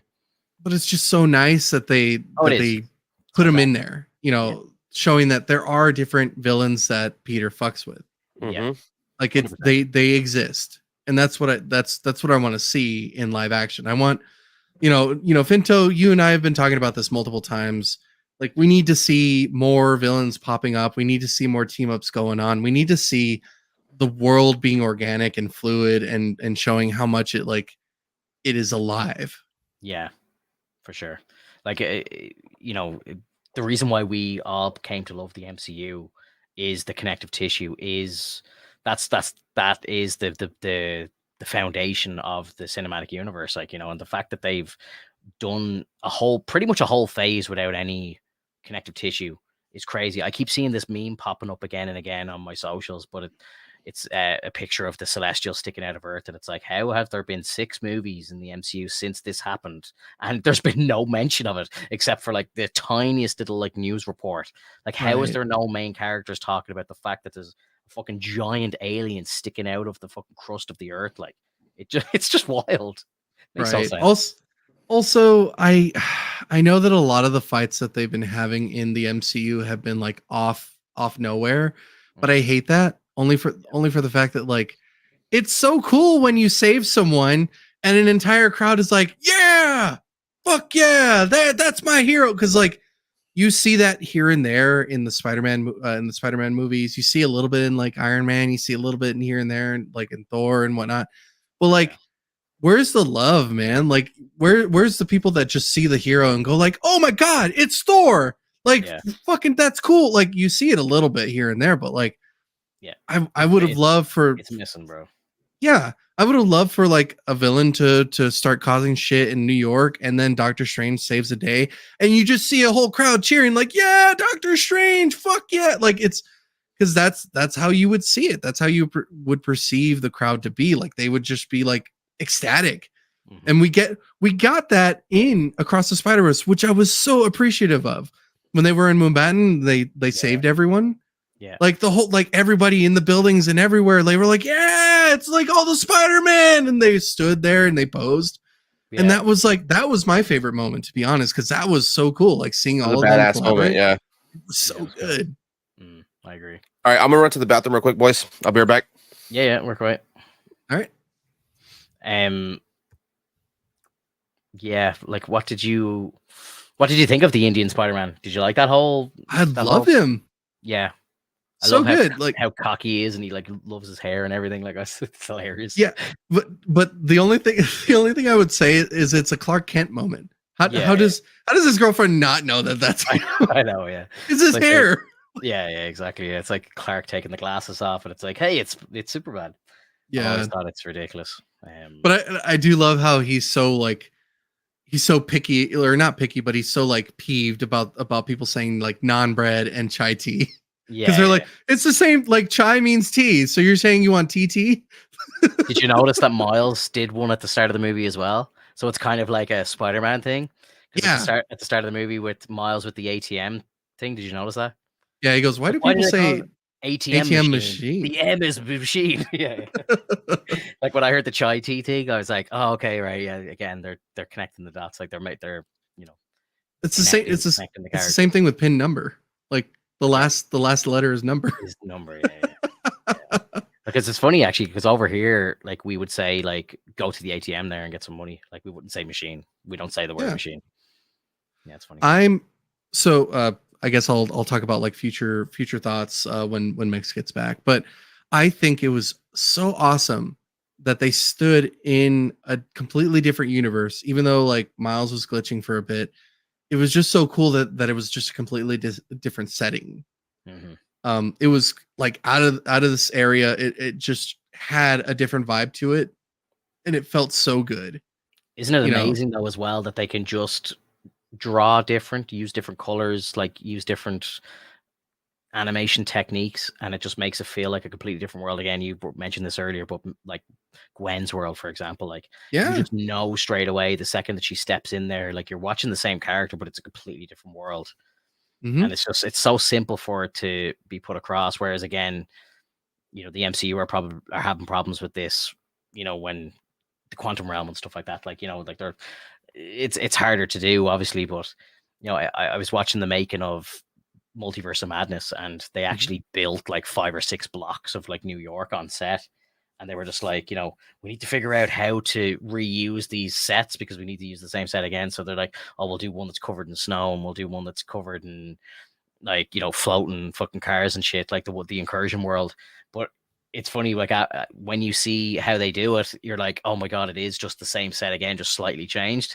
Right. So you kind of, then it kind of ruins your rewatch of it because you're like, oh yeah, now I understand, I see what they're doing.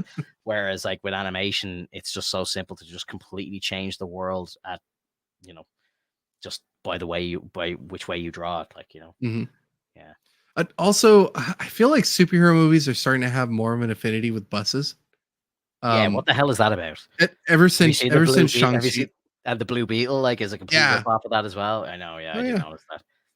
Because that scene with Shang-Chi, fucking fire, like that. Epic. That was awesome, epic, and he did a lot of that as well. I watched the making of that film, and he did a lot of that stunt work himself. Like, so fair play to him. Similarly, he did so cool. And then you see like the bus in Multiverse of Madness gets cut in half. yeah. And then it's the same bus again. It gets cut in half in Blue Beetle as well. So it's like fucking DC and Marvel are doing the same shit. Now, even though a bus didn't get cut in half, there was a bus in Across the SpiderVerse So like it's still True. kind of like fixing that trope. I guess Yeah. maybe like superheroes like to either save or destroy buses. Yeah, poor buses. Yeah. They're getting so dirty in these movies, bro. These poor passengers. They're just trying to get home from work. And like that's one of the other things that I've always wondered is like, how do you kind of explain that a bus just got severed? How do people get home and whatnot? And they kind of explained it in Shang-Chi because they kind of made sure that nobody got hurt. Yeah. In Multiverse of Madness, they just kind of cut it in half and nobody got hurt. Yeah. And so like it's kind of those things. You miss those moments. You kind of get like plot holes in a sense. Yeah. And it's like, dude, don't even worry about it. It's just like nerd shit. I've seen there's actually a great Marvel book. I don't know if you've ever read it. It's just called The Marvels, I think, or Marvels. And it's basically it's set in different time periods, I believe, but it's set in and around because I think it's set around the start of the Marvel cinema or the Marvel like comic universe. And basically it's stories being told, but it's from the perspective of the humans, like the civilians. So it's like, you'll be following just random people going to work and stuff. And then you'll see like someone going flying through a building and like, they're just like, oh Jesus, the heroes are at it again. Like, and it's just like, you're kind of watching. Yeah. It's really good. It's a really good book. I think it's called The Marvels. I actually have it in PDF form. So I'll I like never would have thought of like even thinking about story that way, but like, I am very interested to see like everyone's perspective. Yeah. Like, how was your day at work? Oh, it was okay. I got in, had to fax some papers, Thor threw a fucking hammer through my window. Yeah. It'd be great, destroyed my car again, It's my third car this year, man. It's a good book. It's worth a read. It's one of the like, again, I don't read too many Marvel books, but in a previous job, I had a couple of nerds around me who read books, so we actually did a bit of a kind of a comic book club thing. So we'd share like different books with each other, like, and I would give them like a Batman book and be like, download this and read it, and we'll talk about it in 2 weeks or something. But one of the guys recommended this book to me, and I'd never read it before, and it was just brilliant. Nice. It's one of the things I really loved about the SpiderVerse as well. Like, I loved how he kind of portrayed the viewpoint of like humanity, like looking on, especially in Man of Steel, like you're seeing Metropolis getting destroyed and you're just you watch it from the ground up. Like, I thought it was a very like kind of unique way of kind of cinema, like showing it in cinema, like, like you're always. I really like so sorry. I just wanted to mention before I forget about this, since you're on that topic, I really liked Bruce's perspective. Yes. Of everything going down in Man of Steel, right? No, Batman. It's in, yeah. So it's at the start of Batman versus Superman, but it goes back to the events of Man of Steel, but you're seeing it through where he was fighting Zod. Zod, there we go. Yeah. Fucking and like brilliant, that was great. Brilliant. Seeing their perspective. Yeah. Oh yeah. Yeah, it's brilliant. Like, a lot of people shit on that movie, but that movie is actually it's a really good fucking movie. I think me and Alex saw it together. Big problems with the movie, of course, but there's actually an unlimited version of it. I don't know if you can get your hands on it, but I recommend watching it because they put in more like Wonder Woman scenes and stuff like that, and they make the movie flow a lot better. Like, it gets closer to 3 hours, but it's worth it, trust me. You know what I think would be so funny though, like, is if, and I think that Disney should do this in terms of their Marvel shorts. They should make a short that's animated or even live action of a guy going into a car dealership and buying a car, and he's in the, like, granted, assume you're in the Marvel universe, goes in there, buys a car. He's like, okay, so while you're at it, would you like to have any liability insurance, hero insurance, villain insurance, like all this kind of stuff? I know where this is going. Yeah, like, would you like the Avengers cover? Yeah, like, would you like some of this? The premium Avengers pack. That's so funny. But like, in a real world, the way, like, I don't know how insurance works over there for you guys, but I'm pretty sure, like, acts of God and all that sort of stuff isn't usually covered under insurance. So I would say insurance companies in the real world would be like, yeah, we're not covering like alien threats and shit. Fuck that, like, that's nothing to do with us. So like, your car would get wrecked and it'd be like, oh fuck, I can't do anything here. Like, imagine having my insurance won't pay out. Imagine having to qualify for the damage control insurance. Like, oh, it seems like you don't qualify for that insurance. I'm sorry. Yeah. But I would assume that because you live in that world, whether you're like a nobody, like a civilian, a standard civilian, or the owner of the insurance company, that had their car destroyed. You know, they're like, well, shit, like now I got to pay full price for this kind of stuff. Like, and you know, it happens multiple times. It's like, well, what can we do to bank off of this? Because not every car is going to get destroyed by superheroes or villains. I'll tell you So, what, like, you know, if I was living in this world where, like, you know, superheroes are real and all this shit, I guarantee you I would not be living in New York. If there's way too much shit going on in New York, like I would definitely be out of there. I'd be living somewhere like here where I am. Like there's fucking fuck all going on in Ireland in these universes. So I'd be like, we're safe here. We're safe. Can't live in a small desert town because what happened with Thor, right? Remember, True, like yeah, wasn't it like a small desert town in Thor 2, the first one? right? I believe so. Yeah. You can't live in New Mexico because Hulk that was in lives like there. New Mexico. Yeah. I think that was like New Mexico as well, where that happened with Thor. Yeah, you can't live there because Hulk and Thor. You have to get out of America, bro. Like that's where it all happens. Go to Canada. Live in the Antarctic or something. Yeah. No, honestly, come over here, live with us in Ireland. Like we're fine. Like nothing ever happens here. The only time that I've ever read anything going on in Dublin is there was a Batman comic. It was like a spin-off Batman comic, and he comes to Ireland in the comic book, and I was just like reading it, like, oh my god, finally, there's something happening here, you know? Yes. And it was just like it was a real quick story, but it was really good. It was very funny. But yeah, no, nothing happens here. So you're grand. Move over here. Any other topics that you want to talk about with this movie? Like, I'm kind of curious at the time here. Like, you know, we're getting close to an hour and 40. I just want to see how big of a threat the Spot's gonna become now. True. You know, like not only is he gonna be a threat for Miles, he's gonna be a threat for the whole multiverse. You know, like because he has the power to jump to anywhere he wants. It'd be crazy if they try to portray him to become a bigger deal in this whole scheme of like the MCU and everything itself, you know? Yeah. But yeah, that was Spot is one, right? And I know I was speaking about this earlier where it didn't really make sense that he was animated and he was coming into the live action world.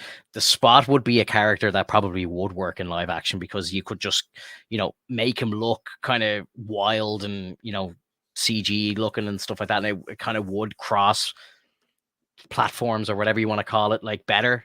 But yeah, I don't think like a cartoon version of Spider-Man works in the real world, wink wink.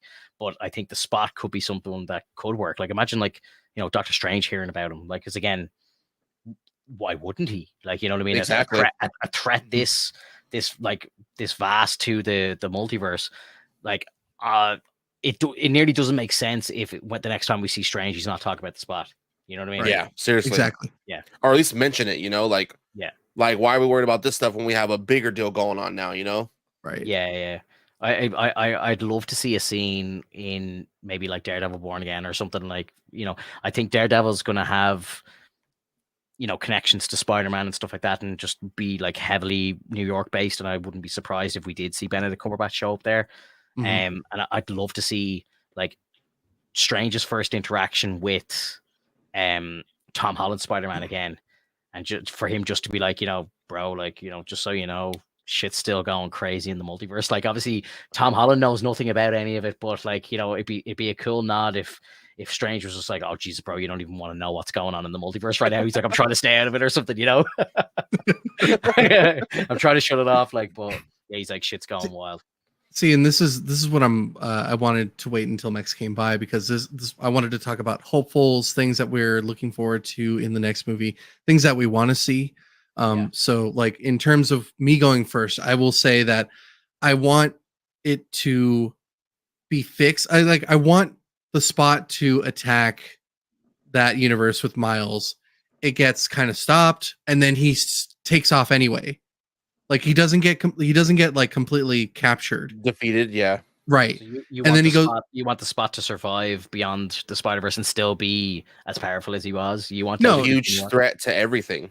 Well, yeah, but within the story until like before it ends and he actually does get stopped.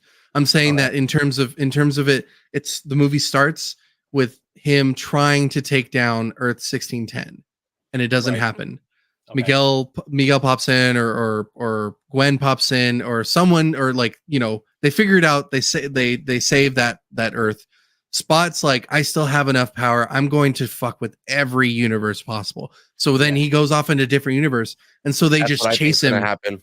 Yeah, they just chase him and they go into different universes, and we get to see even more. Yeah, we get to see even crazier shit. That's the one way I think that like that's how they're gonna tie all of this together, you know, where Spot's gonna be like, you know what, if I can't stop Miles, I'm gonna stop Spider-Man in general. And I think I would love for him to go and try to make every how do you say, like, canon event not happen, you know? Like, okay, like if this person's supposed to die, not gonna let that happen. That person's supposed to die, not gonna let that happen, you know?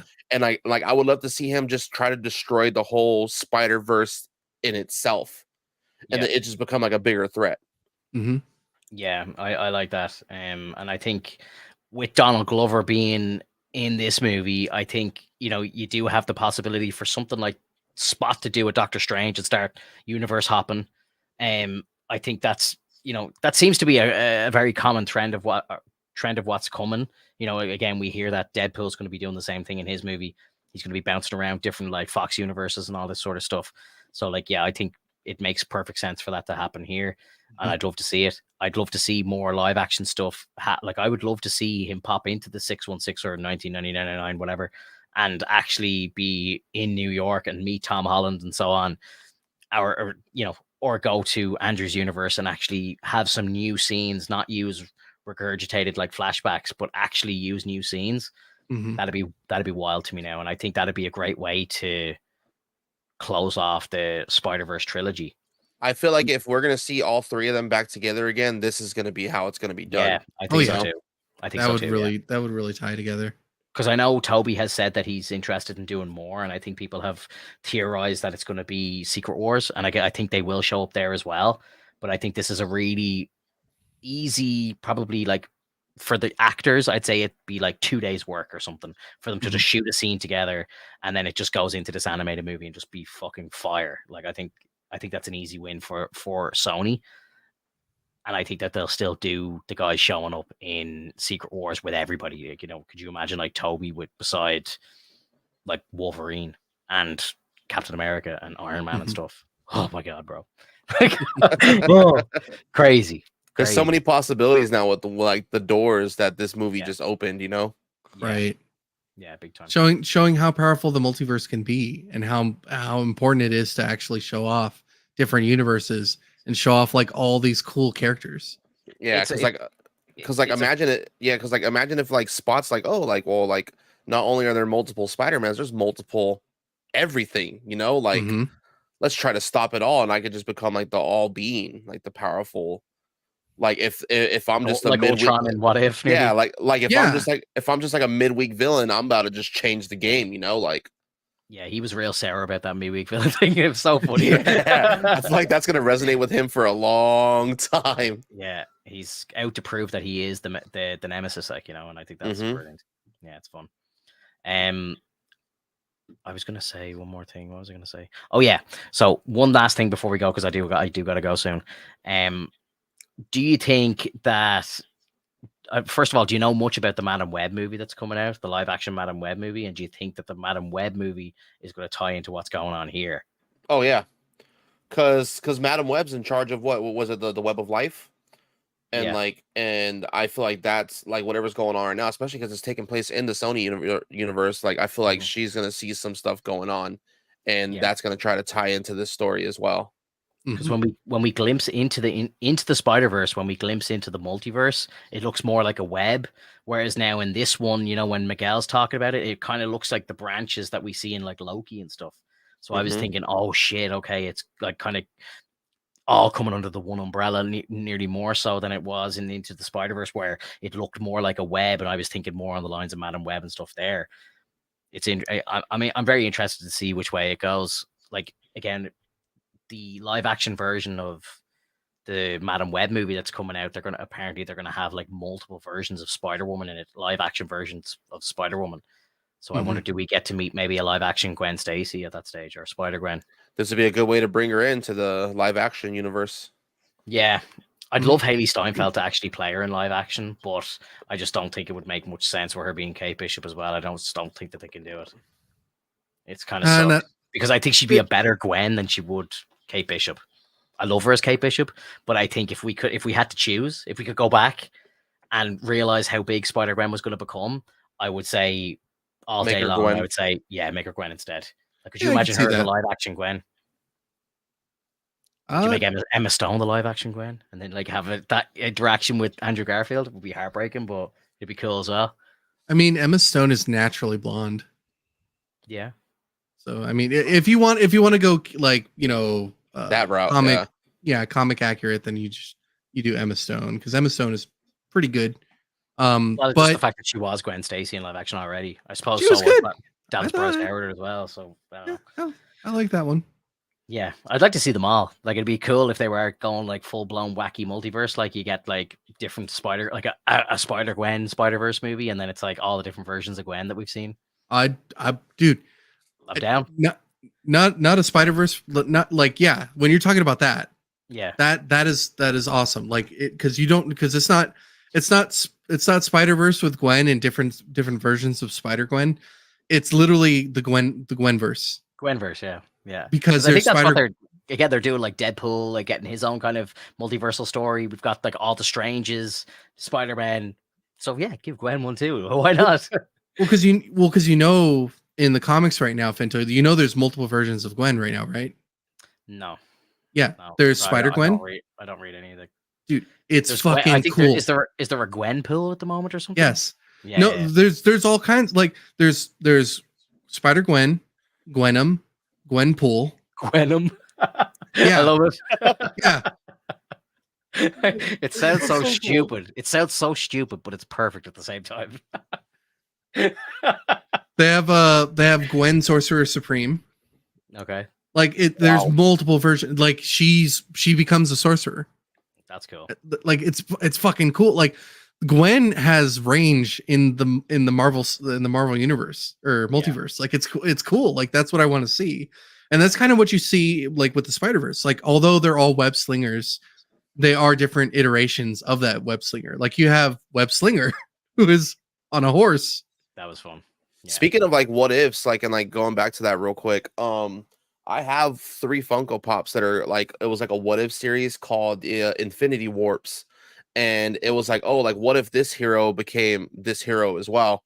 So I have 3 of them. I have the Soldier Supreme, which is what if Captain America became the Sorcerer Supreme. Cool. And then I also have Arachnite, which is what if Spider-Man became Moon Knight. Nice. And then I also have the Iron Hammer, is what if Iron Man was able to wield Mjolnir. Nice. And like it was they're pretty cool, and I would love to see like different variations of like heroes becoming something else than what they normally were. Yeah. Big time. That's what I'm hoping for. Well, I'm hoping for in season 2 of What If, like that we get to see different iterations of that as well. Did we see a trailer or something, or did we see concept drawings? Or I feel like I've seen Eternals as What If and stuff like that already. Like that's probably confirmed. More than likely. Time ago, like when they announced that they showed like screenshots of some of the art of the episodes. Because I remember seeing an Icarus, like a What If of Icarus as well. So like I presume like the next season of What If will have a lot more like Phase 4, Phase 5 people in it, and different iterations of them for sure. Yeah. Guys, I feel like I'm cutting it short, but it's not short at all. It's nearly we've been nearly here for 2 hours, but we could have kept going. I got to bounce, but look, even Max, next time you're on, we can talk about it again because I'm sure we'll have seen it a couple of more times. Like, I'm hoping to see it a second time by next weekend. Yeah, and if we have some stuff to discuss about, kind of like finish off what we didn't get it here. Yeah, we can do a part 2 on this because I really feel like we could just keep going. And I feel like after I see it again, I'll have a lot more to talk about as well. Same with me too. Yeah, big time. So yeah, look, and I think, other content wise, I think we're quiet at the moment as well. So it might be nice to do a Spider-Verse part 2 and maybe we'll do a Beyond the Spider-Verse like prediction or something like that. Maybe we could dive into what we think is going to happen or discuss about the game too. Oh, we did a discussion about the game last week, and I know you were in the chat there last week with us, but yeah, like I do want to talk about the game a lot, and I'm even going to do a replay of Miles on my Twitch channel, and I'm praying that by the time I get around to playing that game again, that they've put more like new suits in, because the way they updated the original game with the No Way Home suits. I hope that they update the Miles game with the new movie just out. Yes, that would be fucking sick. That'd be sick. So I'm going to keep an eye out and see do they actually do that. I really hope they do. Okay, guys, I know we're about to cut off, but I'm surfing through like the Marvel shit, and I'm looking at Earth 65 where Gwen Stacy is. Yeah.